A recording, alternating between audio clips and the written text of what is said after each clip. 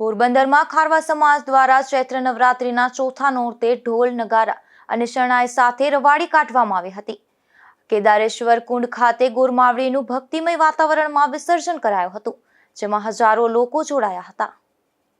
પોરબંદરમાં ખારવા સમાજ દ્વારા ચોથા નોરતે ગોરમાવળીની શોભાયાત્રાનું આયોજન કરવામાં આવ્યું હતું.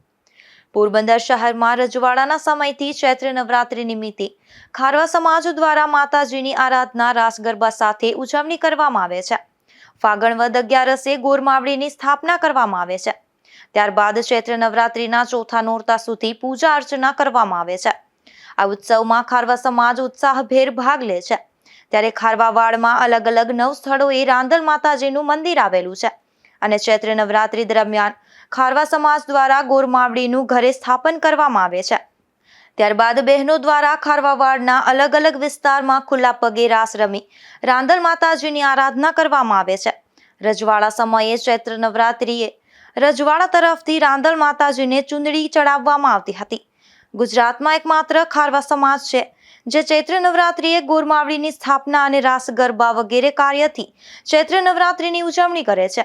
ચૈત્ર નવરાત્રિ ચાલી રહી છે ત્યારે સમગ્ર ખારવાવાડ ભક્તિમય બન્યું છે. છેલ્લા 3 દિવસ મોટું જાગરણ પૂર્ણાહુતિની આગલી રાતના અખંડ રાત્રિનું જાગરણ હોય છે. અખંડ જાગરણ પૂર્ણ થયા પછી બપોરિયાને ઢળતા પહોરે રાંદલ માતાજીની રવાડી નીકળે છે. ચણાના લોટની મોણ વગરની પૂરી ધરાવવા તથા સૂતરના દોરામાં પોરાવી મંદિર કૃતિ બનાવાય અને તેની ઉપર ચુંદડી ઓઢાડવામાં આવે.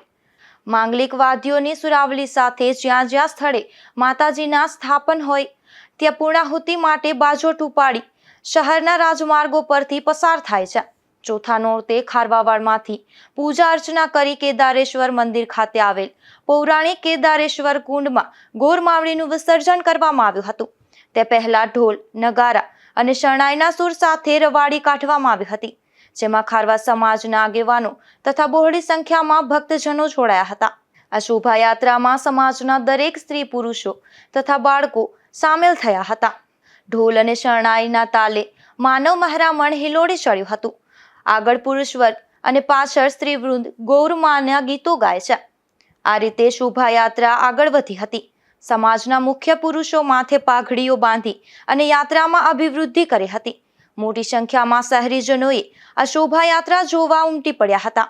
સાંજના સમયે કેદારેશ્વર મંદિરમાં આવેલ કેદાર કુંડમાં દરેક ગોરમાનું વિસર્જન કરાયું હતું.